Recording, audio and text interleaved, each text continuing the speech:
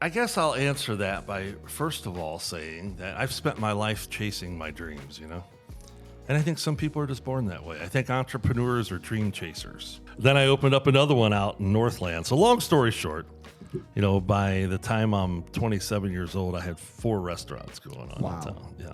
We had to go out of business. I filed bankruptcy in November of 1988. If you love what you do and you get up every day willing to go to work, the money just eventually comes along. It does.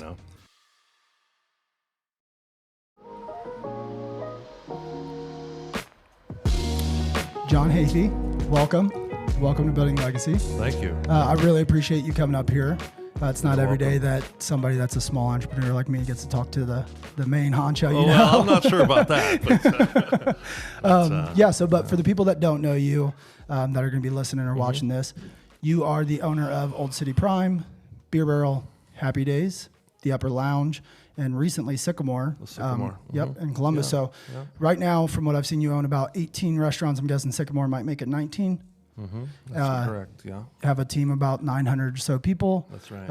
And it is a family-owned business that you kind of built from the ground up. So we'd love to talk to you more about just what that journey's looked like for you. How did you go from John Heaphy, born in Lima, young kid, to now nobody even has to say your first name. I mean, if somebody says Heaphy, you know who you're talking about. Thank goodness it's a small town, right? Right, exactly. I'd just love to talk to you about like some of the projects that you have going on right now. You're doing a big commercial renovation over on Spring Street here in Lima. We are. It's looking awesome. Thanks. Yeah, that's a massive project. It's a passion of love. It's a project of just passion for the town and wanting to do something really great at my age, after all these years. Yeah, and because you said that you were born in Lima, right? That's right. Been here the whole time. Did you leave ever, come back, or how did that kind of happen? No, I'm 63, and I think I've had 2-week vacations that that I've left town. And that's probably sounds terrible to a lot of people, but that sounds I love Lima. It's home. My grandfather came from Palermo, Sicily, to Lima in 1928. He was a 15-year-old young man. His family left Italy because of poverty and came to the country where the streets are paved with gold. Right. That was the motto. And when they came to Ellis Island, word got out that Lima, Ohio, had a lot of work, a lot of jobs, a lot of industry was going on. There was oil, there was railroads, there was steel. The land of opportunity. The land of opportunity, Lima, Ohio. And the reason a lot of Italians and Irish and a lot of African Americans from the South, migrated north for work to Lima, Ohio. They set up down on South Union Street in Lima, right next to St. John's Church in school. What year was this? 1927 or 1928. Oh, wow. My mother was born in 1930 on South Union Street. I was born on South Union Street in 1960. Oh, wow. And so we've got a long history here in Lima. Yeah, I don't think the roots get deeper than that. And it's hometown, a lot of family, a lot of cousins, and I leave town for a couple weeks or for vacation. I'm always ready to come home. Yeah. Yeah. No, and I've actually moved a little bit kind of all over the U.S. Like I've lived in Seattle for a stint, Miami, Florida, and people ask me all the time, they're like, why Lima? Like, why would you come back here if you've lived in all those places? Yeah. And it is that feeling of just, it's home. I like that feeling where I know people and people know me, and you got things going on, and I've still got siblings here and nephews and children, and and so many people have worked for me for so many years. I consider them family. I can't even imagine what your network essentially like around here, because that's a big thing that keeps me in Lima is that network. It's not easy to go jump somewhere else and build that type of network to where you always know a guy, and if you don't know the guy knows the guy. That's or right. something. Yeah. So, especially in the entrepreneurship world, like it makes life so much easier when you have people around you that you know you can count on, that you've worked with for however many years, and they know you, they know your family. Right. Yeah, so, there's a sense of comfort with that, I believe, Yeah, absolutely. I toy around with, in the next couple of years, like a lot of people my age head to Florida for 3 months or something. But do the snowbird thing. And, we can go there and visit a little bit. But we also have grandchildren now that, I'm a family man. And my wife, is that way also. So I'm not sure we would be good 3 months away. Yeah. My mom's actually considering the same thing. She's thinking about, doing the snowbird thing. We may still do that someday. You never know. Yeah. But, you got time. Right now I'm happy doing what I'm doing, and I feel very blessed. Yeah. I mean, and you've treated Lima good, and Lima's definitely treated you good. So, absolutely. With the Spring Street project, so what is it that, because obviously, I mean, a man that's done so much and has seen a good amount of success with that, what makes you want to take on something like that? That's just like that massive of a project. And I know you said it's a project of love, but it's become money. A lot more massive than I originally had thought it to be. You know, just because of the structural things that needed to be done. I guess I'll answer that by first of all saying that I've spent my life chasing my dreams. And I think some people are just born that way. I think entrepreneurs are dream chasers. Yeah. And it's what gets us up in the morning and makes us excited to tackle another day, Absolutely. And I love that feeling. It's one of the reasons it was a big thing for me to step aside as president of the company, which we'll talk about a little later. Yeah. But I had so many other things to shift into that it just kind of took me away from the day-to-day operations of the restaurants and allowed me to do things like this. But for years, even back 20 years ago, probably, with Mayor Berger, I had envisioned just a small district of bars and restaurants and entertainment, and I had talked to people about it for years. And we're gonna start our 11th year at Old City Prime this October. Really? Yeah. God, and so for years, I would walk out the back of Old City Prime and I'd look across the street. From Main Street, you just see the front of the old Blattner department store. Right. But from Spring Street, you see a half a block of buildings because the 147 South Main goes back, 200 feet or further. Right. And then you had the Callahan Bar, which over the years was Skyline and different. A lot of history in both buildings. I was going to say that was a staple for sure. Yeah. But I kept looking at that with Old City Prime being there, those two buildings, look across the street and the Civic Center's there. Right. And what that does to our business when there's shows across the street and Broadway shows, concerts. And then, when the rumbling started happening about the amphitheater, and I'm thinking, there's also a hotel nearby. And then Rhode State College built on the other side. There is just a bunch of I'm looking around and I'm still looking at these two buildings and I'm thinking, if I could get the city and the state to cooperate with me, that maybe we could do something really special right here, Right. And so that's really what triggered it. I'm also at that age, after all these years. I started in downtown Lima, across right here in the Chase building here on High Street. Yeah, you were telling me before we started, in 1980. So, in one way or another, I've been operating businesses and doing this kind of thing in town for over 40 years. And so I'm at that age and I'm at that point in my career. Not everybody could take these two buildings and put the kind of money into them, first of all, to renovate them. And do them right. And have tenants, So there's some things that I put together, before I pulled the trigger on this thing. I've got a local food processing company that had given me a 10-year lease on the third floor. You have to set up some tenancy because you're going to invest a lot of money, borrow a lot of money. You got to know pretty confident that the tenants going in these buildings, right, can pay you rent for a long period of cash time, flow, right? Yeah. So I was fortunate to, have an operating company, my own restaurant company, Good Food Restaurants, that could occupy a big part of the space and feel pretty confident that, even if it's tough to get it up off the ground, we've got the cash flow to make, to pay my real estate company the rent payments that we can make, cover the overhead on these Absolutely. things. So it wasn't like I just randomly decided, hey, I'm going to spend millions of dollars to renovate these buildings and see how it turns out. And but I wanted to do something special. And I think part of the driving force is also the fact I mentioned earlier that my grandfather, who I loved and was a big part of our lives, came to this country with nothing. Right. You know, he never got to go back to school. He never learned how to read much English or speak much English. He worked at the Ohio Steel Foundry his whole life, hard labor, you know. And, you know, it means a lot to me to be able to, his grandson was able to do something like this, you know? Absolutely. Because that was the dream when people leave Southern America, South Right. America, or leave Mexico, or leave Ireland, or leave wherever they're coming from. Yeah.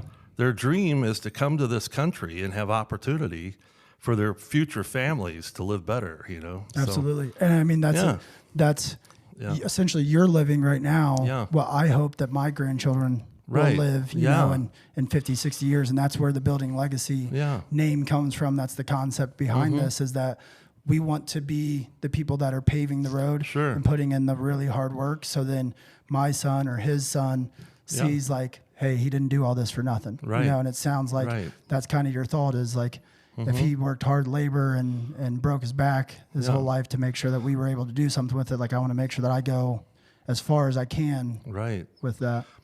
Hey, I grew up, I had a nice childhood, you know? Yeah. My mother grew up very poor on the south end of Lima. Same. Yeah. She remembers at night my grandfather leaving the house after they'd go to bed. And years later, she found out he was climbing up on the train cars on Union Street, knocking coal off the cars to heat the house. Yeah. Wow. Yeah. And so, but life got better for them. And my father was a union pipe fitter here in Lima. Okay. And my mother was a stay-at-home mother, and we had a nice childhood. We didn't have a lot of extra money, Yeah. but we had all of our necessities taken care of. We had a nice home, Right. and we had a good life. And so,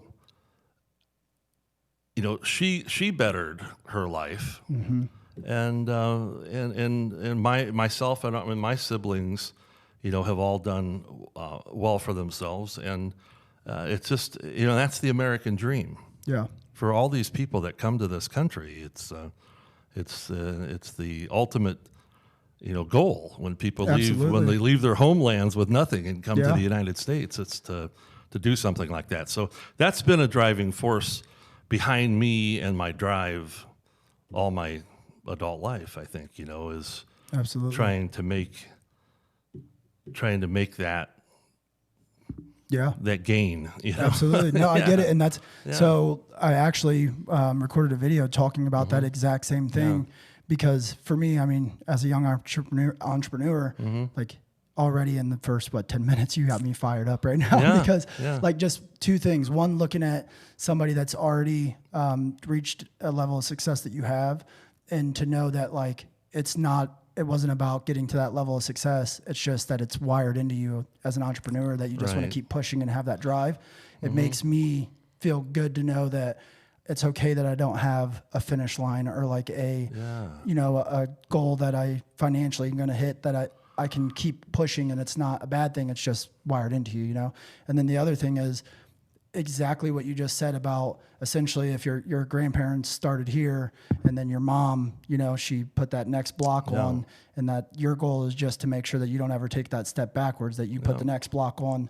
And that's everything that we're about here, is talking to people that understand that concept of like building a hard foundation for your family and your name and stuff like that. But financial gain's only one foundation for happiness in life. You know? 100%.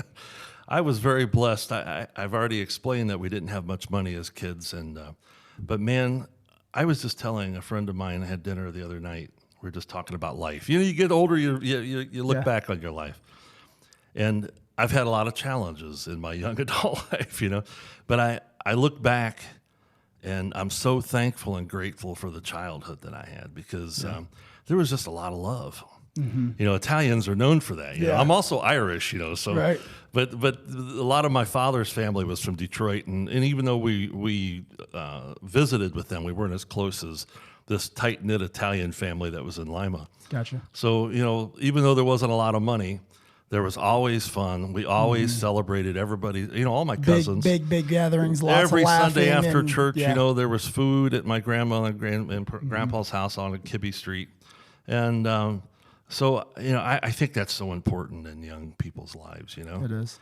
and so there's a lot about success in life other than business and money, Oh, for sure. and I feel very fortunate for that foundation that I got from all of that. And to me, like I've talked about a couple of times, like to me, it's just a vehicle, right? Like it's just a vehicle, because if you're an entrepreneur and you really care about what you're doing, you have to have another driving factor besides money, I think, to like actually be able to like do something that's important and make impact and create change and all that stuff. And I think that the money part it really is just a vehicle to help you navigate and then help bring people with you and stuff like that. If you love what you do and you get up every day willing to go to work, the money just eventually comes along with it, you know.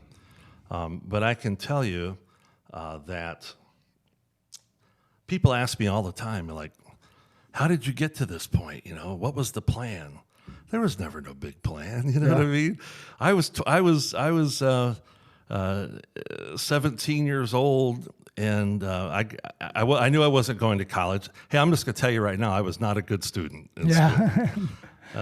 Looking back, I probably would have been on medication as a child because I struggled reading and focusing and paying attention because I'm not good at sitting still. Were you somebody that could like go in and pass the test though? Not very well. No. Okay. Well, because that was my situation. I knew at a young age I probably wasn't going to college, so I needed to figure out what was it going to be in my life that I was going to, you know, focus on. And like I said, I grew up working in a lot of the Italian restaurants in town as a kid, and later we left Union Street and moved to Lost Creek. And so I lived close to the fairgrounds, so I became like enchanted with the fair coming to town and stuff like that. And I worked. I had a lot of childhood jobs over at the fairgrounds with different vendors coming in, and I got into the county fair business selling meatball sandwiches at a young age. But there was no plan like for things to turn out like they have. Yeah, I'm sure at 17 selling meatball subs, you were I got like, married I'm gonna own 18 I got married restaurants at 23, but after that, this little coffee shop came available here on High Street. My dad did co-sign a loan for me. It wasn't real estate; it was just equipment, and I think in 1980 it was like $14,000 to buy this coffee shop. But interest was 21.5%. I hear that all the time when people are talking about these rates. But, you know, basically I got started doing what I'm doing because I got married young and started having kids, and I needed to make a living. Right. But then, you know, I've always loved what I was doing and probably, you know, tried to move too quick and do more things. But there was no master plan. You know, it's just I kept working hard. I got set back a couple times. You come back, you learn more. I think it's a learning process, and you know, the more knowledge that you get, and the more confidence you build in the community, you know, things just started taking off. You know. Yeah, well, and all those little things just put more tools in the toolbox. Right? Like you go through one thing and then you mess it up. You're like, well, that sucked. I know I'm not going to do that again, you know, and then you take that piece and you put it with the next piece, and over time, like one of the sayings that I love is it's better to be consistently good than occasionally great. And it's so true because when you're an entrepreneur, it's so easy to try to jump out and do this huge thing and just occasionally be great. But when you do what you do and you just consistently just keep chugging along, it's impossible for that success not to come at some point. My dad used to encourage me a lot because I'd make mistakes and fail, and he'd say, well, we learn by our mistakes. I'd say, Dan, I never went to college, but I'm a genius by now. You know? I should be a genius by now. How many times I've messed up, right? So how did you go? So the meatball subs, like that was 17 then? Or about 17, right? So was it the love for like the food business? Is that what got you into Happy Days and all that stuff? Or was it just more like that's what you knew? So by you know, default, it was like, these are the skills that I have. Right. How can I use that to create money? Yeah. Well, I I'm reluctant to say this because so many times when I read about successful restaurateurs or chefs, they say I grew up with my grandmother and my mom cooking, and I loved what they could. It was always the smells in the kitchen. And it's baked into me. Yeah. But some of that's true, some of that is true. I spent a lot of time with my grandmother. She loved to cook. She was an excellent cook. That intrigued me a little bit in the kitchen. But also, back in the 50s and 60s and 70s, this is an interesting restaurant trivia thing about Lima, Ohio. Okay. All the way up until about 1980, there was hardly any Asian, Chinese or Thai, and hardly any. I don't think there was any Mexican restaurants in Lima. Really? No. And really, at that point, there were some fast food chains, but not the Olive Gardens, Red Lobsters, gotcha. Like the franchise Texas type. Roadhouses, any of those big full-service sit-down dining restaurants. But most of the independent restaurants in town through the 40s and 50s and 60s and into the 70s were owned by immigrant Greek and Italian families. They really were. I'll throw out names. The Gavalases and the Giacarises, the Quigentes and the Ventrellas and the Azzarellos. A lot of those families, branched out and had multiple restaurants. So a lot of those last names sound familiar still. Oh yeah, yeah. A lot of the local restaurants were owned by local families, and I went to school with Frank Quigenti's younger brother, Phil. Okay. And I worked for Frank for a little bit. Did you? Yeah.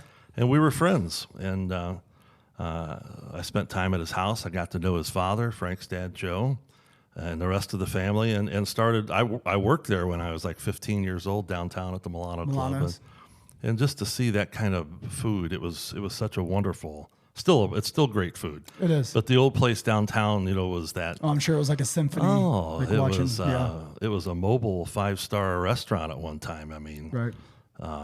It was just beautiful, and that intrigued me, and probably to this day, Joe Quigenti, Frank's dad, was kind of mentors in life or people you looked up to. And, absolutely, yeah. And to this day, I still feel that way. But a lot of restaurants were that way, and that's where I think that's where I fell in love with the restaurant business, right, and the food business. Yeah, and then I mean. As somebody that, like you said, that's young and that's starting a family and all that stuff, then it makes sense. It's a necessity. It makes we all have to make a living. Absolutely, right? Yeah. So it doesn't sound like anybody in your family up before you was like the entrepreneur in the family, right? So not really. I had a couple, second cousins. My mom's cousin, Toby Cardone. I'm also. My grandmother was a Cardoni and my grandfather was a Shortino. And so we had the 20th Century Lanes was Toby Cardone. So we had that business in there. And my grandmother's brothers, some of the Cardoni men, Henry Cardone was a house builder in Lima. Gotcha. So on the Cardoni side, there was some business entrepreneurs, but not necessarily restaurateurs. Yeah. Okay. So what is it that made you, like you said, it was just that you were wired that way, essentially, right? But I know how, like, I come from a family that has like deep entrepreneurial roots, and it was still a little difficult for me to jump and say, because I was working at Verizon as a sales rep at 20 years old. I was making like 70 grand. To me, I felt like a millionaire at that point because I had no kids, I had no responsibilities. A ton of money at 20 years old. 20 years old, I was, in my mind, I was killing it. But it was still a little difficult, even in seeing, how entrepreneurship played out. It was still a little difficult for me to make that leap into doing my own thing. Right. What was that like for you as far as like making that decision to jump into Happy Days? And I keep saying Happy Days because I know that's the first thing Happy that's Days still around, came when I was 36 years old. Right. So a lot happened between 17 and 36 of my life. I'm going to tell you a lot of learning lessons. So what helped you make that first jump then into like doing your own business? Because I think that's a lot of things that the people that are going to watch this or listen to this, that people get stuck in this situation where we call it mental masturbation. Like I heard that from somebody, and I think it's the most perfect word because so many people, they sit there and they overanalyze, they think about, well, can I go get the job? Can I make my bills by doing this, this, and this? Have steady income, get the 401k, blah, blah, blah. Sure. And those are all great things. Oh yeah, for sure. Yeah. But then they have this idea of like, I really want to own my own business. I'm interested in doing this, but it's hard for them to take that leap. Yeah. And I think that's what a lot of people are going to be interested in, is like, what steps was it that pushed you to do that? Or was it just like you felt like your back was against the wall, you know? Yeah. I think a couple things. I had a couple experiences as a teenager making money, self-employed making money. And I'm going to take you back even before the meatball stand. We'll go back as far as you want. In the summer of like 1974, I was 14 years old, and they were building the Eastgate Shopping Center, and I lived right across the street. That was all cornfields in the early 70s. And it's so cool to hear that stuff. And I got the idea to make sandwiches and beverages and walk over to construction workers, you know. Mm-hmm. And I spent my whole summer doing that, and it was pretty interesting because there was an old A&P grocery store up where the Cupie is on the east side of Lima right now. Yeah, on Bill Fountain. Yeah, and I'd go over there with about $25 with my mother, and I'd buy chipped ham, and we'd buy a couple chickens and boil them and make shredded chicken sandwiches, and I'd go out and sell that $25 worth of food and come home with $100. Right. And I'm thinking, this is pretty great. There's something to this. Yeah. There's something to this. And I'm going way back with you, but these are the kind of things that intrigued entrepreneurship in me as a young man. And so at that same time, it's all changed now, but at the interstate, they were doing exits and entrance ramps. They called it a clover leaf at the time. And they had all kinds of highway workers up there. So I branched out a little further from the Eastgate Shopping Center and walked up by I-75. And these guys fell in love with it. Because they were pouring concrete, they couldn't take breaks. Right. So now I'm selling, I was selling a lot of food, and I started going over in the mornings with coffee and donuts. Nice. I'd be back at lunchtime. And before you know it, the highway workers moved up to 81 and the Blue Lick Road that summer. Okay. And I'm 14 years old, and they're sending a state truck to my house. I was going to say, they're like, picking where's that kid at with They're the picking food? me up, and they're driving me up the highway to sell my sandwiches. So those kind of experiences, and then doing this fair thing in the summer, and I guess I just felt like I had this entrepreneurial spirit in me. Yeah. So after high school, my dad was a union contractor out to the refinery, and he got me in with the labor hall. Okay. And I'm not downgrading anyone's jobs, because absolutely, every person's job is important, and Yeah. not everybody is And an everybody's dream entrepreneur. is different. Not everybody wants the stress and the headaches of being an entrepreneur, or the risk of it. Absolutely. But after a summer at the refinery, climbing them towers and cleaning with a wire brush, cleaning out them vessels and everything, I said, man, I think I'm going to go back to the restaurant business. Yeah. And then this diner, a friend of mine his father owned this diner across the street, and that opportunity came up, and I was fortunate to have a little money put away, and parents who wanted to help me and co-sign a loan, and Right. so that got me into that. Well, and it sounds like to me, like it sounds like you have a similar mindset that I have, and that's being very humble, but to me, it was similar. Like, I was making good money somewhere, and then I went and worked I worked one shift at a place called Buckeye Diamond or something like that, where you rebuild pallets. Mm-hmm. I worked a shift, and I walked out, and I was like, "Yep, can't do that." I was like, "That's just, I'm not." Yeah. And the people that are doing it, I mean, my hat's off to them. I just knew it wasn't for me, and I think that the mindset for me was, I'm just going to go figure it out, because I didn't have a master plan. I still, like, to this day, I have somewhat of a vision, but I don't have that master plan and everything laid out. It was more like, I know what I don't want to do, so I'm going to go do this and then figure it out as I go. Right, and I think at a young age you have the luxury to do that. Absolutely. But there's also people that get into their 30s and have families and have responsibilities, and may want to do something, but they don't have that freedom to up and quit a job and take the risk to do something like that. I can tell you that as much as I can tell you how excited I was to be a young entrepreneur, a lot of issues followed. because I didn't have the experience of managing money, the experience, a lot of business, and there was no QuickBooks back then, and there was no, cell phones and internet. So, Yeah. But I was never short on dreaming and my enthusiasm and my energy, Right.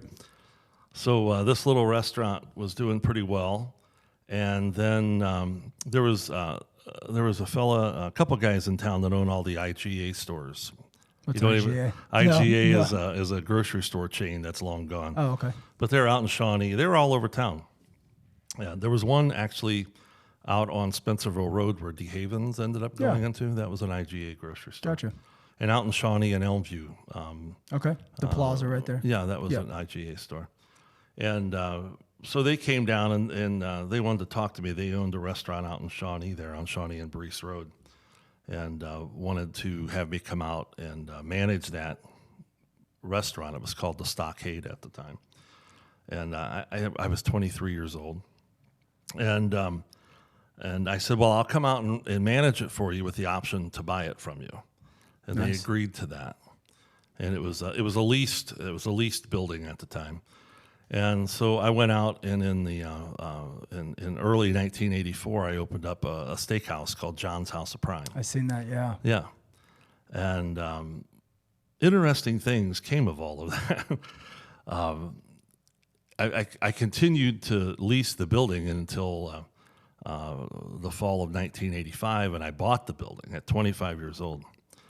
Back then it was $225,000. 40 years ago was Right. was a ton of money. Yeah, that's huge. And the fact that a local lending institution would lend a 25-year-old guy that much money. Yeah, the equivalent of a But they couple did. million now. Yeah. But they did. And I bought that building and continued to operate that. Well, real quick, and I don't mean to cut you off, but I think that's a big piece is that, like, it sounds like you structured some type of like creative financing deal with them essentially, right? Like the original owners, like, hey, I'll come in and manage it, but I wanted the option to buy. Yeah. And you didn't have all the financing in place when you stepped into that, right? It was a management agreement. I did have the finances to buy out the business, which Gotcha. I did Gotcha. 6 months after that. But then, I wanted to own the building. Gotcha. And so I went after the building. Just interesting things. Back then, Shawnee Township was dry. And I wanted to put in a bar. This restaurant had no... Oh, dry is like there's no alcohol at all. Just beer and wine, no liquor. Oh, wow. And I wanted to put in a bar, which I did. Actually, the original Elmview Pub. Really? In the back of this restaurant, yeah. The same location? No, it switched. It moved across the street to Okay. Elmview Pizza over the years. Gotcha. But, yeah. Wow. But I opened up the original Elmview Pub in 1984, 1985, around there. Wow. But there was no liquor permits available in Shawnee Township, and I went out and got enough names on a petition to put it on a ballot, and I won by like 3 votes. Really? Yeah. So I got a full D5 liquor license and was able to open up a bar there. A year or so later, this was before Subway subs ever came to town. Okay. When I had the restaurants, and I still had the restaurant downtown, and I used to walk around downtown in the afternoon after the lunch break, and I'd walk by Joey's, in the square down here. And I'm cleaning fryers and cleaning grills. You know what I'm talking about. It's a messy job, Absolutely. And I'm walking by Joey's at 2:30 in the Back there afternoon. sweating They're just wiping down their slicer. They have no fryers, no griddles. I'm going, that is a cool business, Yeah. It's nice And and I still cool love in a there Joey's and- sub, Right. thanks to Dino still operating it. Absolutely. And I still go in and get me a Joey's sub. I thought I'm going to open up a sub shop out in Shawnee. So on Shawnee Road there used to be a Lawson's Carryout, and it went out of business, and I leased that space. And I opened up a restaurant called Chubb's Subs, Okay. CHUBBS. And a year later, I Where'd the opened. Chubb's name come from? I just Or wanted did a it just sound good? big Chubb sandwich. Okay. Gotcha. And then I opened up another one out in Northland. So long story short, by the time I'm 27 years old, I had 4 restaurants going on in town. Yeah. Yeah. So I've obviously did a little research, picked through the resume a little bit. Yeah. I seen those, but I did not know that they were all like simultaneously happening. Yeah. That's a lot. Yeah. At 27. Yeah. And Yeah. so It was a lot. Were you like at that very age. actively involved in all of those? I was. Really? Yeah. And at that Yeah. point, you were obviously married, but did you have kids at I that did. point then? Yeah. Yeah. I started having children at 25. And, What was the work-life balance like at that point? oh, it was terrible. Yeah. Yeah. Because you just don't learn those things early in life. Right. And Seems like you always are going to have more time to spend with the family later on. And I've talked to my kids about this as they've gotten into the business, owning a bar at a young age is a tough thing. You're telling me. Yeah. Me and my mom were working Yeah. together at 12 Especially when to you've never left 25. town and all your high school buddies are still hanging out. Yeah. So, Bar closes at 2. You don't leave till 4:35. Yeah. Yeah. so I made some poor choices along the way, and then I had to make a life decision, and had gotten behind on some bank payments, got behind on some IRS tax withholdings, and just made some poor choices. Kept the doors open longer than I should have. I was paying utility bills and food bills and not paying other bills, and just got to the point where just the pressure and trying to balance. I always wanted a family. I mean, that was my dream in life. Beyond business, Absolutely. I wanted to have children and have a family, and give them the life like I grew up with. Right. And so I wasn't about to lose that. So we had to go out of business. I filed bankruptcy in November of 1988. And when you're saying that you went out of business, are you talking about just the one location, or are you saying like all 4? I had to close everything. They all fell at the same time. Yeah. Wow. Yeah, I had to close everything. Had to be a huge hit. It was a big hit. Big hit to your morale, big Everything. hit to your ego. ego, Just, yeah. Big hit to Self-doubt. your pocketbook, big Yeah. hit to your wife, your family. Absolutely. So that was those were tough times. You said you filed bankruptcy in 88. 88. 1988. Yeah, I was 28 years old. But I tell you what, when one door closes, others open up. Yep. If you stay focused. What was the bounce back like from that? Because I'm sure, I mean, was it right back into another business, or did it take some time to kind of recover from that? Because I'm guessing that's probably one of the lowest points of this journey for you, right? I recently watched an interview with Michael J. Fox and what he's going through in life. Mm-hmm. And he said, Michael J. Fox is the one that has Parkinson's, Parkinson's. Right? Yeah. As he's shaking and trying to explain his situation, he says, one thing that I've put in my mind is that this illness can't diminish my optimism and gratitude. Wow. He said, I've made myself. And I look back, when you say those were tough times, I think when you hit tough times, you still have to stay optimistic, and you got to have gratitude still for, what made, especially when you're young, So no, they were tough. So, here I was, 28 years old, 2 kids, a wife. We had just lost our home in the bankruptcy. Wow. And no college degree, really no education other than restaurants. So what's the backup plan? Yeah. Well, there happened to be this food distributor company, this little food distributor company out of Grand Rapids, Michigan, that was just in Michigan and just gotten into Indiana, northern Indiana. And they bought a company up in Maumee called Valley Farm Foods, who I used to buy from. And so I started sending them my resume, And I tell you, still to this day, most of the people that I worked with back then are retired, but still I know the family real well. By the grace of God, they gave me an opportunity to be a salesman with their company. And it was everything I really needed in life at that point. Mm-hmm. It was security. It was health insurance. I got a company car. They put me in a territory where I knew everybody. There was really no cold calls. Right. And I had to work hard, man. And I just got at it. And it changed my life. It introduced me. You got to remember, my whole adult life, I never worked for anybody. So I didn't have much discipline, nobody to answer to. Yeah. And all of a sudden, all of those elements of adulthood are hitting me, Absolutely. And I think the structure that it gave me, the people, the restaurateurs, because the first 6 months I was in Michigan, Indiana, running people's routes and meeting some of the best restaurateurs. And seeing how they run. Run their business, yeah, you know? Yeah.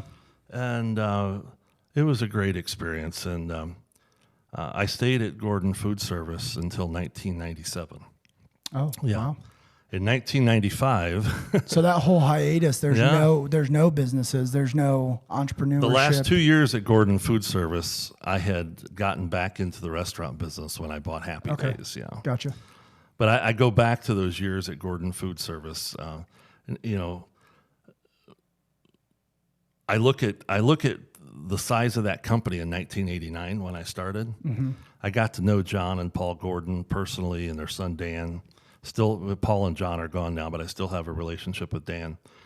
And how they conducted their business. Yeah. The integrity that they conducted their business with, to their employees, to their vendors, to God. You know, I mean, Right. They really just ran this wonderful company. And I look at it today, they were just in Michigan and northern Indiana and northern Ohio. And I look at them today, they are coast to coast in Canada. Huge. And almost coast to coast in the United States. Yeah. Still family owned, not traded publicly. Wow. And they're like a $22 billion company. And it's just That's been, I mean, that's unbelievable. just been a blessing for me to see how they did that and watch how they did that, you know? Well, and just the fact of like, one, you getting to see how they run the business and to see like everything that they did. Oh, Obviously it all works. Yeah. So being able to have that, but Yeah. and to be able to be somebody that contributed, you know, even Yeah. if it was only for 7 years or 9 years or whatever Right. it was, that's still huge to be in a company that's that size. And now it's, because you're still a piece of that, you know? It really is. And to be in the industry that I always wanted to be in, you know, Right. to learn the other side of it, you know, Yeah. what happens on that Invaluable side now. of the business and how to capture, you know, vendor dollars and how to negotiate deals and how to, you know, just how to do business, you know. There's a beauty to doing business the right way, you know, There is. and building integrity. But, you know, I mentioned mentor like Joe Quigeni being, we all have mentors in our lives, Absolutely, you know. yeah. But Paul Gordon became that to me too, because I wanted to emulate him. I wanted to emulate As a person and as a business as owner. a person, the interest he took in his employees, his integrity with, you know, with his business practices. Right. I wanted to emulate that. And when I was able to get back into business, and I've told my kids this, I mean, it's the integrity that we do. Paul used to say, he had so many good one-liners, and these are helpful things to talk about on this show. Absolutely. He used to say that running a business is all about relationships. You build relationships with lending institutions. You build relationships with your customers. Employees. You build relationships with employees, with your vendors. You know, you build solid relationships with all of those people that you do business with, where they trust you, Yep. and your word means a lot, and you respect people, treat people well. That's how you run a business, you know. And I've really tried, and I'm not tooting my own horn because this all came, Yeah, but I've really tried to grow my company.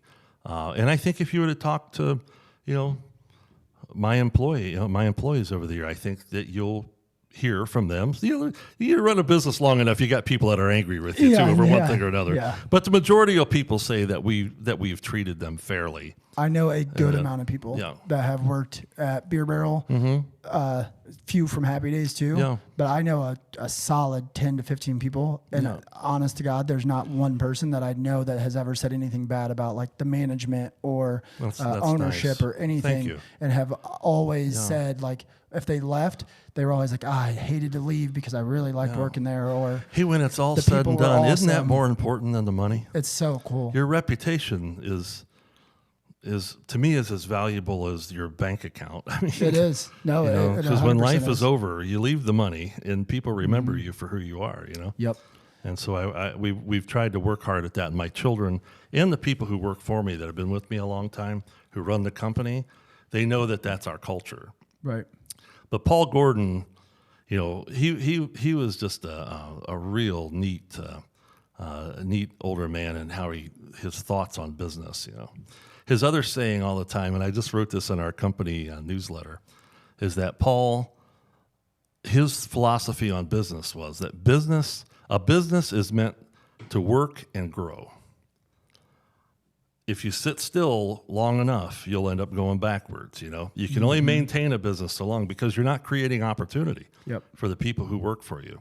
So I've also tried to use that philosophy when people ask, why are you still growing? Why are you still?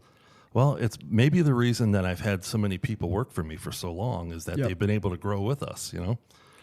So our intention is to continue to grow the business until, who knows when, but a business is meant to grow if you want to keep it alive and really keep it staffed. And so that's some of my Paul Gordon philosophy. No, I love that. And it's awesome. Like, I hope that there's a point to where I'm sending out a company newsletter, and I'm able to take all the things, these little nuggets essentially that were given to me or just passed by comments from somebody and use that to fuel these people that are, in our ecosystem now, because it's those little things. I mean, there's tons of those little sayings that I've heard from other entrepreneurs and stuff that really stick with me and keep me driving. Like the one was saying, "You're the one that wanted to eat. Don't be upset when your plate's so full." And when I think about that, I'm just like, we have all these things going on, but I just need to be grateful that I even have the opportunity to have all these things going on. Gratitude, man. Yeah. It sounds like the culture that you guys are building is exactly what we're hoping to build, because when people actually care about the people in the business, that business, you're right, it has to keep growing, because if you're staying the same, you're moving backwards. But one last Paul Gordon saying is that I'll take them all day. We had these wonderful meetings and holiday parties, and he would always end his speech by saying, "I'm so grateful that you hitched your wagon to ours," and I thought, well, isn't that powerful, Yeah, because these people, I mean, me and Alexa were talking about it, and it's like, people have this concept of like leader, follower, right? Employer, employee. And it's so much more even, because like, to me, I work for my employees every day. They don't work for me. Like, that's a good way to look at it. Yeah, because these people have the opportunity to go work anywhere in the world, like more than ever. Yeah, they could sit at home and find a remote job anywhere in the world. So anybody that's willing to hitch their wagon to ours, I mean, we take it very seriously, and we want to make sure that it's not in vain. That they made the right choice. On this whole employee situation, I explain all the time in management meetings. Most businesses are either a service or a product, and sometimes both, like the restaurant business. And they get delivered and served with people. Right. If you don't have the right people doing those things that care and take care of it, the product doesn't matter. Right. The product and the service isn't going to hit people's expectations. I'd love to say that we're perfect all the time. We're not, but we really work hard at finding the right people to deliver our product and our service. Because people are the name of this game. Absolutely, it really is. When the Affordable Care Act got put into place, and I won't mention any names, but there were local restaurateurs. Yeah, that's one thing we stick who were cutting their great employees' hours down below 30 hours a week, so they wouldn't have to pay their medical insurance. Right. And in a joking way, I used to tell these folks, and I won't get into politics, but I'm leaning more to in favor of the Affordable Care Act for people, because I feel people need to be treated correctly. I would tell my friends in the restaurant business, you make sure you take all your best employees and cut all their hours, because I'm going to hire them, and I'm going to give them enough hours to pay their medical insurance. Right. You're going to provide me with a huge. Because ultimately, the business that's going to win is the business with the best people. It is, man. And especially in times like those, like, the people are going to go where they're actually cared about. Like when like COVID happened over at Zenum, the first thing that we did was text everybody and ask them, like, what can we do to help? Like, what do you guys need from us? Right. This is the situation. Like, what can we all do to work together to make sure that you guys have money coming in? Yep. And just that alone let us keep everybody. There wasn't anybody that it's critical. Just walked away because they were like, well, the money stopped here. Yeah. I'm old enough and have been in business long enough and have been an employer long enough to see how society has changed. I mean, there were times in the mid-'80s when there were so many people unemployed in this town after the industrial exodus out of our town that people didn't quit a job. if you had a job, you didn't quit it. Yeah, you were just grateful to have a job. Because there was no other opportunities. Right. Westinghouse or somebody would post a job opening and 500 people would line up down Dixie Highway waiting to get an application. Those days are gone, Well, like you just said earlier, there's so many other opportunities that the internet has created, and I'm not sold if it's we have a booming economy. I'm not sure if it's all the extra positions that gig economy has created, right, or there's just a lack of workforce across the country. Yeah. But people have choices. People can up and leave and go somewhere. There was a time in my career that, you rarely had somebody quit or just not show up to work and go somewhere else because there wasn't those jobs to go to. During those times, did you feel like that created not as good of a culture as like with people having choices now? You almost have to have a good culture if you want to keep employees. Oh, absolutely. At that point, when people just needed the job, were times then a lot different as far as how employers treated employees and stuff like that, and like how entrepreneurs looked at employees, do you think? Well, I think the whole economy in the world operates on supply and demand, right? Yeah. It's a lot easier to treat somebody like crap if there's 500 people. Yeah, I don't think I ever treated anybody like crap. Right.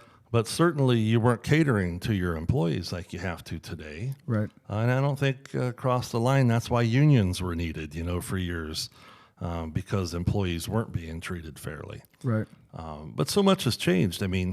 There was also, in those days prior to the internet, there was very little communication.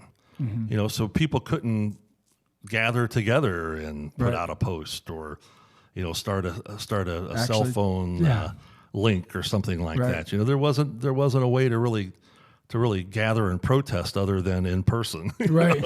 Yeah. To where now with the cancel culture, it's like you make one post and boom. Yeah. Everybody has to be more careful about everything anymore, right? Yeah. I agree 100%. Yeah. No, that's honestly just with you caring about the culture. That's one of the biggest things that I wanted to ask you about, because here we try to relate like being an entrepreneur and owning a business as to like having a child and raising a child, right? Because you go through the same stages of infancy when you have to be really hands-on, and then you get to like the adolescence when you start to give them a little freedom and you start bringing on like a manager and an assistant manager. Then you get to the point that they go off to college and you have your VPs and your like regional managers and CEOs and all that stuff. Right. So right now in your season, are you like, for us, the retirement stage of like, once you're retired and your kids are grown, looks like being able to step out of the business and only worry about like the expansion and letting the business run on its own. And with moving your son into the president role, it sounds like that's kind of the stage that you're at now. Is the culture then one of the things that's like your focus and talking to these managers and making sure that they're handling things the way that you would, and then focusing on growing the business? Right. I think that's one of the big challenges of branching out like we have. Relatively speaking, we're still a small restaurant company, Locally, we're a pretty big restaurant company, but relatively speaking in the restaurant world, we're relatively small. But just when you leave your hometown, we're an hour north to Toledo, Findlay. We're over in Fort Wayne now, soon opening in Van Wert. We're 4 restaurants in Columbus, St. Mary's. We have other projects in the plans right now. But I think one of the challenges is to keep the culture, and that's where we've been pretty blessed with growing organically. I guess I'll say. Yeah. And it's the reason I'm not able to maybe like promote from within, and then it's the reason I'm not the ladder. Yeah, I don't want to jump 2 hours out of Lima. I'm trying just to get right now. This phase of our growth was an hour in each direction, hour and a half. Because and so that was kind of the plan, was like the hub, the hotspot, and just slowly move outwards. Gotcha. Yeah, and that way you're growing your management staff organically. So, for instance, we've been open now we were open in Findlay for about 8 years. Back then, probably about 6 years. I can't believe it's been that long. Yeah, this is our 10th, remember when this those our were 10th just year first in Findlay. opening. Yeah. But then to jump up to Maumee, 30 minutes north, we had trained committed, loyal employees already Right. 30 minutes south. Right. So we transplanted some of them up there. Same scenario that we're trying to do in Gotcha. Columbus, and the idea of coming back from Fort Wayne now to Van Wert is just that midpoint. But that's the challenge, is to keep that culture. I'm blessed, really. I mean, there's lots of businessmen my age who their kids have chosen other paths, you know. Yeah. That's but- one thing that I like yeah. talking about. Yeah. So Tony is 38, and unlike me, got a great college degree. He went to University of Michigan, graduated, and really his dream was to get into institutional art and like running big museums and things like that. Oh, wow. Okay. And he left Michigan, went out to D.C. and did some internships there. Went to Johns Hopkins University in Baltimore, got his master's in business, I think with an emphasis in that institutional business end of things. Right. And I think, you know, it was he was probably 30 or 28 when he decided, you know, maybe I'll go back and Dad and I will work together. And Was it always an option for him? Like, sure. Is that something that you Yeah. always kind of put on the table for him? Like, you always have this option if you would like it. And I like, never you're free tried go to do your force own this thing? business onto my children because, you know, for many years it was pretty life consuming, you know, and time consuming. The restaurant industry is a pretty demanding Trust me, I know. lifestyle. Yeah. You know. Yeah. You know, if you really want to be there when the public needs you, you're open on the weekends and Right. late Holidays nights and Yep. And with the different concepts that we have, I mean, we're morning, noon, night, and late night, 7 days a week. You know. Yeah. So it was a big commitment, and I never really wanted to push the business on my children, but they ended up liking it and making mature decisions to come back into it. And I'm so fortunate for that because you know, I've got friends who've grown businesses and there's no succession plan. Mm-hmm. So you know, they're looking to sell or you know, what's the next step. So Tony came back, and we've worked together for 7 years. You know, How's that dynamic? good. Like, Yeah, good. Is it? I think we work really well together because I'm kind of, you know, I'm always dreaming and visualizing things, and sometimes I shoot from the hip, and he's more methodical. Is he the executor? He's more of the planner. He's like, let's slow down and think this through a little bit better, you know, Yeah. which is cool. I needed that, and I'm fortunate for that. And then I've got 3 daughters. Okay. Jackie is 33, and Jackie, I think out of all 4 of my kids, I think liked the business from the get-go. She got out of school and went to hotel restaurant management, and then came into the company. Started here in Lima, then moved to Findlay when we opened, and moved into a GM position there. Moved to Columbus when we opened Hilliard. Went into the GM position there, and then she decided that she wanted to go to culinary school, and so she went to the Columbus Culinary Institute and got a culinary degree. And her and her brother really are a great team because he's more of the administrator, and she's more of the hands-on back of the house menu development. Absolutely. You know, so I'm pretty lucky in that. My 2 other daughters are raising children. But still involved in the business. I got a daughter, Caitlin. She lives up in Medina, and she handles customer complaints or customer reviews that need talked to. Yeah. She also handles all of the requests that come in for. We have some banquet rooms and party rooms. Yeah. And she handles managing Your event space and yeah, stuff the like events. that. She's an Gotcha. event coordinator. Thank Okay. you.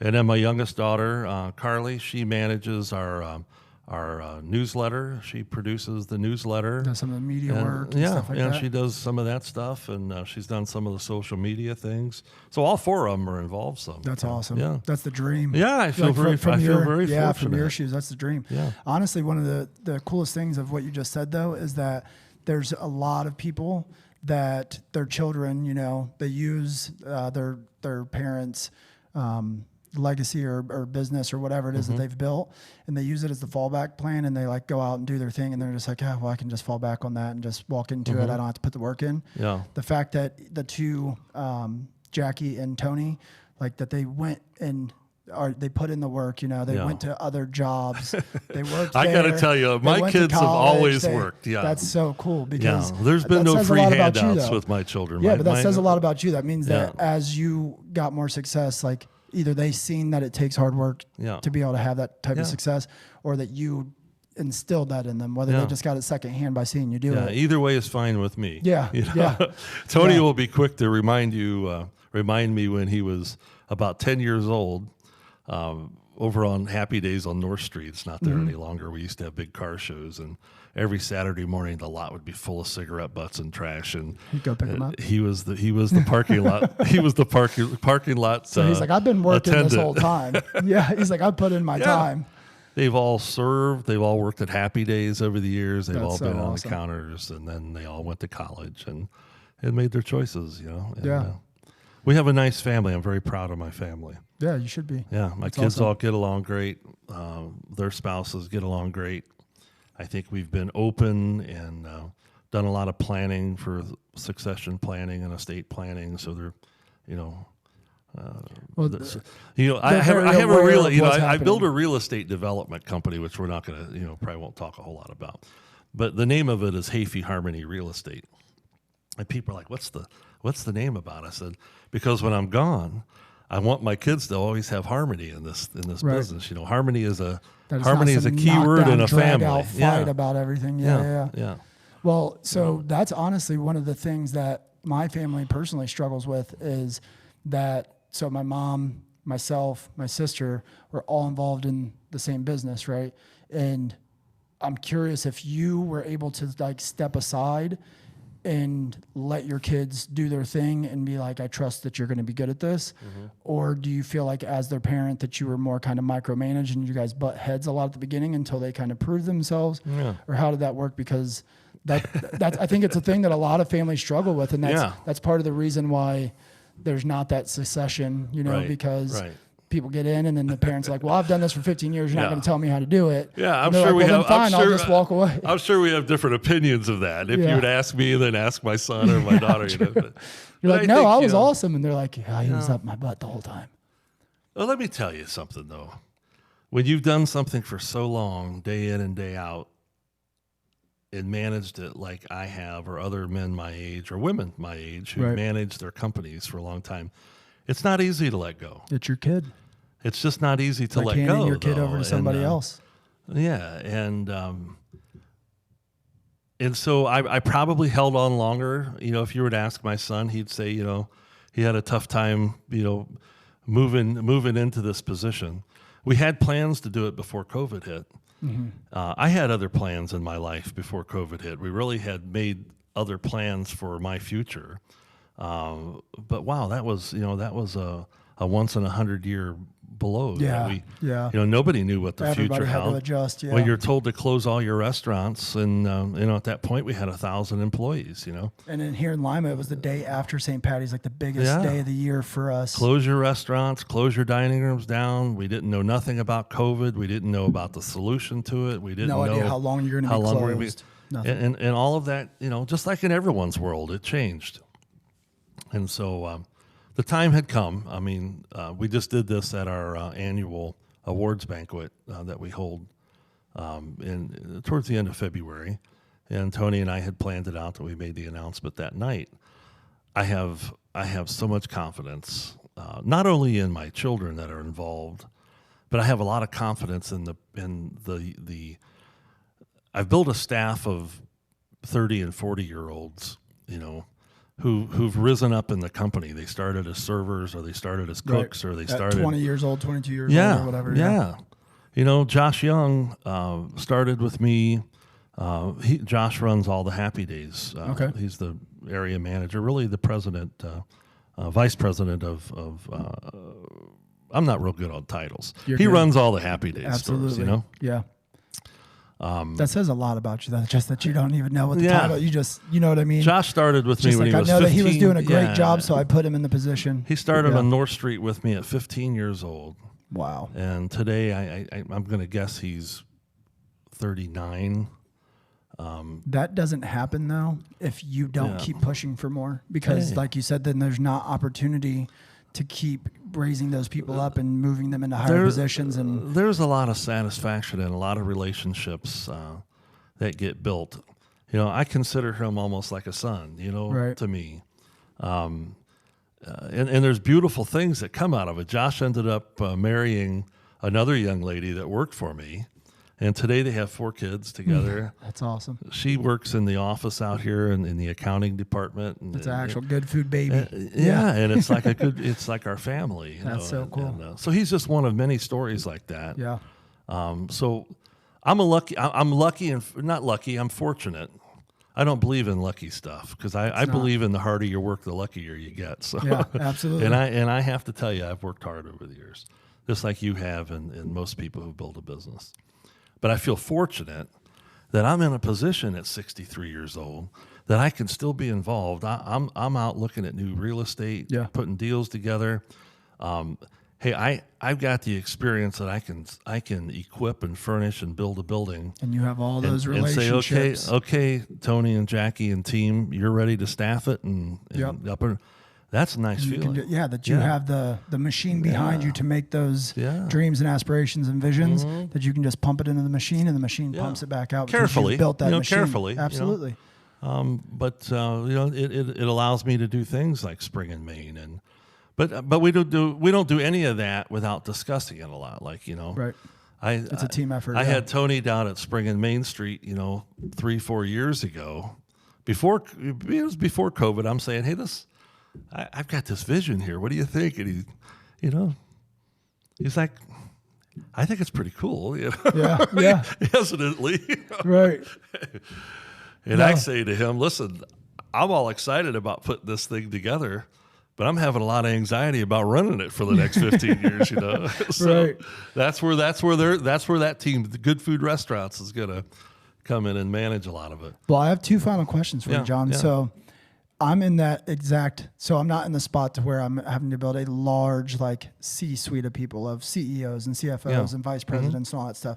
But our one business, Easy Electronics, we are in the season now to where we have to decide, do we want to take a team and actually build a team that's going to withstand, for 10, 15 years and spend that money now to try to put those positions in place so that eventually we can remove ourselves and get to where you're at to be able to look at new deals and keep continuing to grow the business and the next opportunities. Right. And right now it's hard for us to decide, do we spend the money, go find the people, put in the work to train them and do all that stuff, because it's going to slow down the business a little bit right now.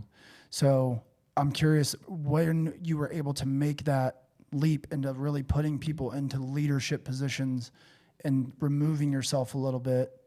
So that you could go open the next one. Right. When did those actual key pieces of managers and, the higher level positions, when did those really start coming into play for you? I think, I would be remiss without mentioning my right hand is Nancy Ellerbrock. Nancy is a financial kind of the CFO of our company right now, a controller. Okay. And Nancy started with me back when we just had the 2 Happy Days stores, maybe 3, but she's been a key part, and really besides store managers, it was her and I for many years. Then as the volume continued to grow, you go, okay, I need a marketing director, and then we needed an HR person, and then we needed more people in accounting. And so you start adding. You just bring those and then after about 5 buildings, I need a maintenance manager. I need a maintenance department.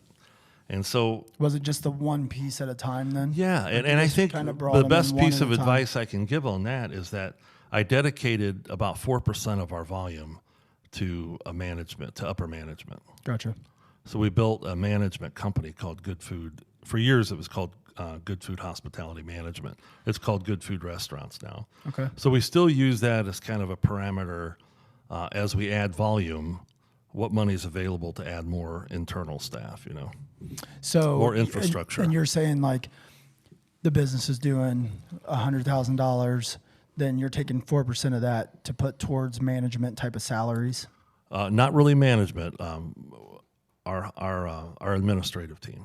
Okay. So department your heads, higher levels. Yeah. higher level. Your CEOs, CFOs. Yeah. In-store labor is all paid within the in-store payrolls. Gotcha. Okay. But out of our corporate headquarters is where all the department managers, regional managers, gotcha, things like that work for a separate payroll. Okay. So yeah, that makes sense. So my last question is exactly where you're at right now is our like saying around here is make your last name mean something. So there's building legacy, and for us that encompasses exactly what building a legacy is, right? It's making your last name mean something. Like I said in the beginning, I don't know anybody in Lima that if I just walked up and said, oh yeah, I had Heaphy on the podcast, I wouldn't have to say your first name. So I'm curious how that feels to you. If you, I'm sure you probably recognize that, right? How that feels for you. And is that the intention of like going as far as you've went? Is it about, you know, making your last name mean something? Because you've already said it's not about the money. It's not about this. And what that means to you to hear like that I can just say Heaphy and everybody knows exactly what I'm talking about. Yeah, it all depends on their response. Yeah, that's true. That's very true. I'd like to think that most people have favorable things to say. I can tell you this, the only time that I don't see people have good things to say, it's because they feel like your competition. Yeah. Because I think that's a big thing that holds Lima back is people look at everything as competition instead of abundance. Yeah. And that abundance creates opportunity for everybody. I think what created some of that recently is my buying spree in downtown Lima. I think behind the scenes there are people thinking that I'm trying to buy up downtown Lima. But if you're doing good things with it, then they should be cheering you on. My philosophy, nobody else is. Well, my Not philosophy, that nobody else is, right now is that I'm securing properties in downtown Lima for the right projects. Right. Some of the real problems with downtown Lima over the years is that people got a hold of buildings that never did nothing to them. And then they fall into disrepair and we wind up with empty lots with, you know, sometimes with grass, other times with still the debris from leftover. Right.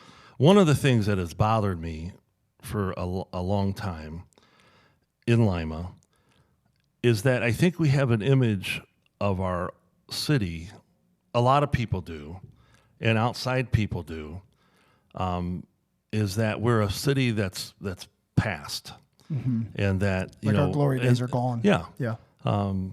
and some of it is it's crime, it's blight. I want to do the best I can. My business is one thing. My restaurant businesses is one thing. Yeah. I want to do the best I can. In the time that I've got left, to do something positive for our city. I want people to be more proud of our city. Any of the buildings that I'm sitting on right now, if the right person came to me with a valid plan that I knew they were going to do something with a lot that I have or a building that I have, I'll sell it to them for what I paid for it. Right. But there are things around the amphitheater, and I really can't expand across the whole town, but behind Old City Prime and where Spring and Main is at, where the amphitheater went, that was one of the most blighted quadrants of downtown Lima. Yes, it was. You know, there was an automobile junkyard on Central Avenue that was operating out of the one building for years and years. On the corner where I traded the lot that I traded the city for, the parking lot next to Old City Prime, was an unfinished demolition of a building that still had a basement unfilled with barriers, concrete barriers around it. Yeah. There, down on the corner of Elm Street in Maine, where I'm moving my corporate headquarters, those were unfinished buildings that people bought, started years ago, and abandoned them. There are properties that I have bought in that area with only the intention of improving the quality of life in Lima. Right. So some people look at me like that's just too hard to believe, you know, but it really is my intentions, and the buildings that I'm going to renovate and do things for, I have uses for them, or I'm putting good tenants in them, and you know, the properties that I'm not using. For instance, you know, up on the corner of North and Main, where I bought the Hofeller building in the parking lot. I'm negotiating with the county right now to keep the administrative building downtown instead of moving it out to 65. And the reason I'm doing that is that they're bringing the courts to the courthouse that are not downtown, and then they're planning to move all the administrative buildings out of downtown, or offices out. Right. But we're not going to gain any foot traffic with that. So, I've put together a pretty good piece of land on the corner there that I've been talking to them about, and I think they're very receptive to build the new administrative building right there next to the courthouse and increase foot traffic. And in exchange, it also improves the parking situation for people like the Ohio Theater and the Met and the Lab and other businesses on the weekends and on evenings. Right. So I think it's a win-win, and I'm not making any money on that deal. Right. So so I'm not sure if that's what you're referring to. No. I mean, but that is, there has been some of that. That is part of it. Is that I want to know what it feels like because I know that you're not done by any means. Yeah. But to me, once you reach the point that your last name means something like that, to where it holds weight, people don't even have to say your first name; they know exactly what's going on. To me, that's when I would feel successful, Right. So I was just curious how that feels being in that position. And I was curious about that. Yeah. Of like, how does it feel when you know what you're doing, like what your intentions are. Sure. And it would have to be hard. Yeah. Like there's always going to be, there's always going to be critics, there's no matter. And if you have good intentions, then that's all. My intentions are pure and simply based on improving the quality of life in the downtown. Well, and you have an undeniable track record of doing good things. Yeah. So for anybody that even has half a brain to me, if you look at the things that you've done, then it wouldn't even make sense to question, your intentions on future I'm not trying projects. to push anybody out. Most of the buildings I bought were abandoned, and so I'm not pushing anyone out. So no, I love what you're to answer doing. your question, I'm proud of that fact. It's one of those things that just happen over a long period of time. When you're on TV doing commercials like Tom All or Jeff Tracy or myself, or when you're on TV for 30 years, people know who you are. And I want, when I'm done and honestly, right now I'm in that window of time to get some things done. Yeah. I don't want to work like this hard forever. My wife and I got plans to do some traveling, and so I'm in that moment. I've been very fortunate, from where I've come from to where I'm at. I've been very fortunate. I'm fortunate that I'm able to continue to operate the restaurants and grow that company. Yeah. And I'm bringing some of that money back and investing it in our hometown. I think that's a pretty good thing. Yeah, that's the best. Yeah. Yeah. That's the dream. Yeah. One other thing that impressed me years ago with the Gordon Food Service and Grand Rapids, Michigan in general, that stuck with me for years, is that town up there is like a big cash vacuum. That's home of Amway Corporation. The Meyer department, the Meyer stores are based out of there. Oh, I didn't know that. Gordon Food Service, for years MC Sporting Goods, Steelcase Furniture. Oh wow! And these companies go out, across the Midwest or regionally, right? And all that money gets sucked back up into that town. But those people, those old Dutch business people, they reinvest in their town. It wasn't the state and the city that redeveloped downtown Grand Rapids, Michigan. It was successful business people did. Yeah. The Meyer family built the Botanical Gardens, and the Amway people built the Amway Convention Center, and the hockey team. Yeah. So it's my little way of maybe. For years, I was so enamored by that fact that I could branch out and bring revenue back. Yeah, it's like you're throwing fishing poles out from Lima, and you're just reeling back in revenues. Yeah. So all of those, a lot of that revenue that we're generating gets deposited into the local bank here in town. Right. And it's a pretty cool thing, and I'm proud to be able to do my little part. Absolutely. Of that. You should be. But when it's all said and done, I hope my name, resembles fairness. Mm-hmm. I think that I treated people well. Yeah. And that I raised a beautiful family. Well, I mean, from a 32-year-old entrepreneur, it's so exciting seeing the passion and like the love and the stuff that you've built and that you still have, even though you've reached the levels of success that you have. It is extremely like motivating, inspiring from my end. And as a resident of Lima, it's awesome what you're doing. Yeah. I really appreciate you coming on here. I think that the value that you've brought today is going to help a ton of people. Yeah. I'm excited about Lima. Showing what's possible. Yeah. Yeah. People want to criticize Lima. I'm excited right now for Lima. I think so too. I've sat we in talked on, at that yeah. sunrise breakfast, and I gave that short speech, and I'm just like, everybody talks about that. It's always right on the cusp of like, there's going to be a big change, and then it doesn't happen. Right. It's happening. Yeah. Like it doesn't. It might not seem like it's full blown. It's happening. I've always told folks, in the 80s when I had that restaurant downtown, I'd walk around every afternoon. It was a boarded up downtown. Mm-hmm. So unless you're old enough to remember what we've come from, you don't appreciate where we're at. We've come a long way, man. We've come a long way. That's the same with everything. everything. I think there's great things happening. I'm excited to contribute, what I can do down on the South Main Street, and we'll see where it goes. But it takes people being involved, though. Yeah. And recently I've sat in on, the Walter Potts entrepreneurial presentations, and I've met, I work with Edge, I work with Dave and Cindy, and I see the state of Ohio is very, very business friendly right now. Right. And I see the organizations and the support systems in place for young entrepreneurs right now. Hey, man.